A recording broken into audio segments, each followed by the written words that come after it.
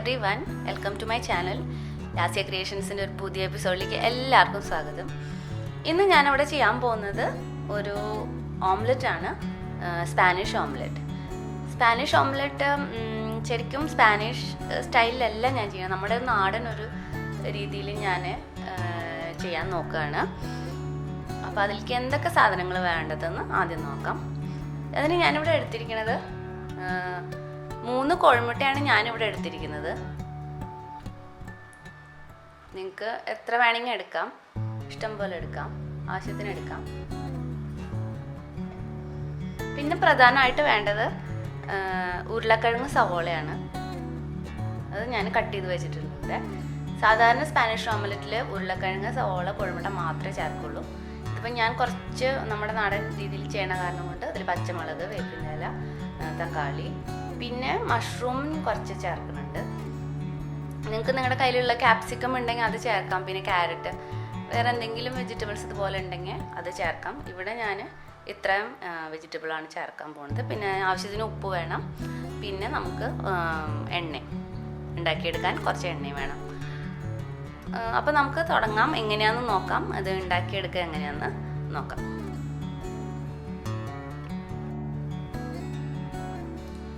അപ്പോൾ ആദ്യം നമ്മൾ ഒരു കട്ടിയുള്ള മൂടിയുള്ള ഫ്രൈ പാൻ ചൂടാക്കുക.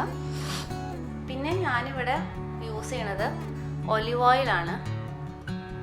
നിങ്ങളുടെ കയ്യിൽ ഉണ്ടെങ്കിൽ അത് യൂസ് ചെയ്യാം. കാരണം സ്പാനിഷ് സ്റ്റൈൽ എന്ന് പറഞ്ഞാൽ ശരിക്കും ഒലിവ് ഓയിൽ തന്നെയാണ്. ഉണ്ടെങ്കിൽ അത് യൂസ് ചെയ്യാം. അല്ലെങ്കിൽ സാധാരണ വെളിച്ചെണ്ണ എന്തെങ്കിലും എണ്ണ ഉപയോഗിക്കാം. നമ്മൾ ചൂടായിട്ട് കഴിഞ്ഞിട്ടുണ്ടെങ്കിൽ എണ്ണ ഒഴിക്കാം.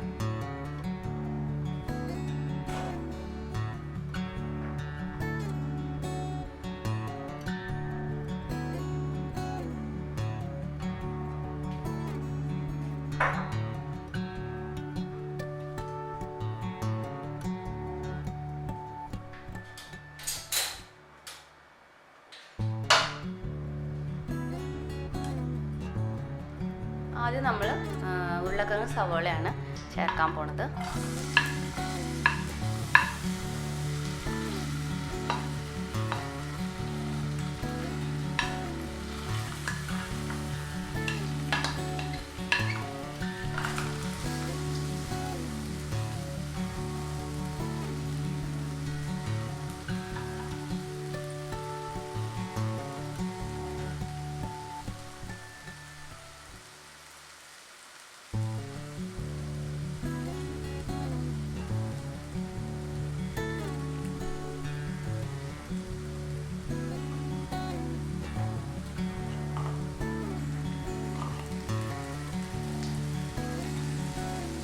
ആവശ്യത്തിന് ഉപ്പ് ചേർത്ത് കൊടുക്കുക.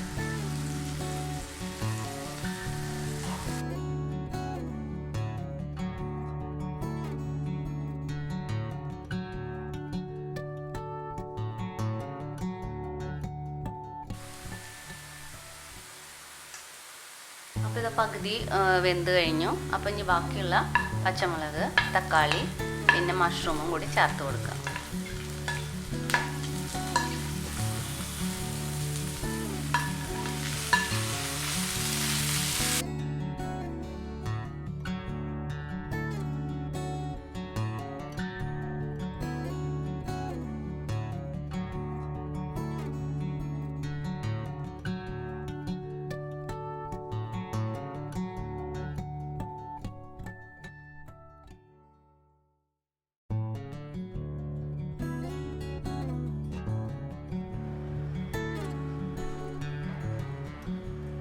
അപ്പോൾ അത് ഒരുവിധം വെന്തു.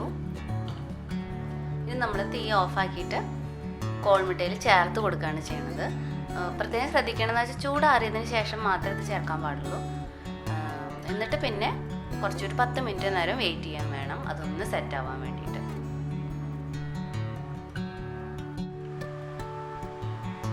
അപ്പോൾ ഞാൻ നേരത്തെ പറഞ്ഞ പോലെ കോഴിമുട്ട ഞാൻ ഉടച്ച് ഉപ്പും ചേർത്ത് പിന്നെ വേപ്പിൻ്റെ എല്ലാം ചേർത്ത് റെഡിയാക്കി വെച്ചിട്ടുണ്ട്.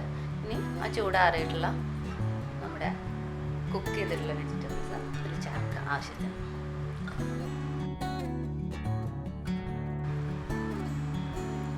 10 മിനിറ്റ് കഴിഞ്ഞതിന് ശേഷമാണ് നമ്മളിത് രണ്ടാമതും കുക്ക് ചെയ്യാൻ പാടുള്ളൂ.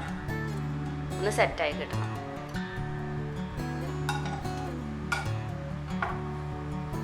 നന്നായി ഒന്ന് മിക്സ് ചെയ്ത് കൊടുക്കുക. എന്നിട്ട് 10 മിനിറ്റിന് ശേഷം നമുക്കത് ഓംലെറ്റ് ആക്കി എടുക്കാം.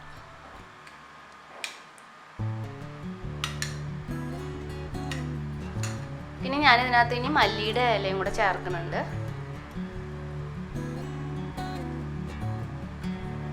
നേരത്തെ പറയാൻ മറന്നു, മല്ലിയുടെ ഇലയും കുറച്ച് ചേർത്ത് കൊടുക്കാം.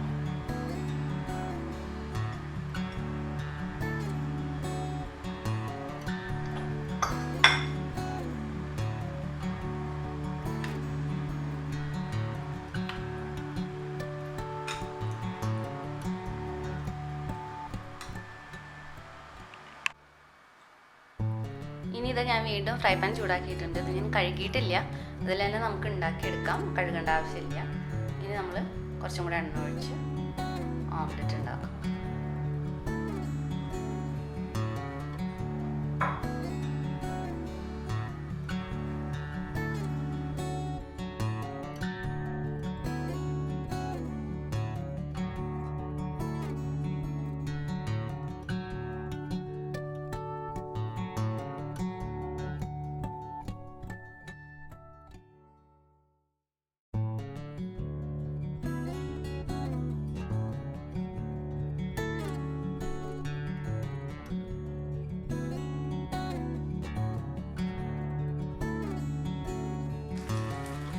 നന്നായിട്ടൊന്ന് പരത്തി കൊടുക്കാം. എന്നിട്ട് ലോ ഫ്ലെയിം ആക്കാം. പിന്നെ തീ കൂട്ടരുത്.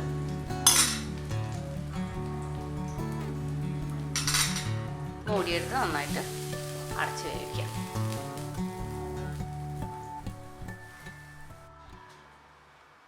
അപ്പോൾ അതാ നമ്മുടെ ഓംലെറ്റ് റെഡി ആയിട്ടുണ്ട്. നന്നായി വെന്ത് കഴിഞ്ഞു. ഇനി നമുക്കിതൊരു പാത്രത്തിലേക്ക് മാറ്റാം.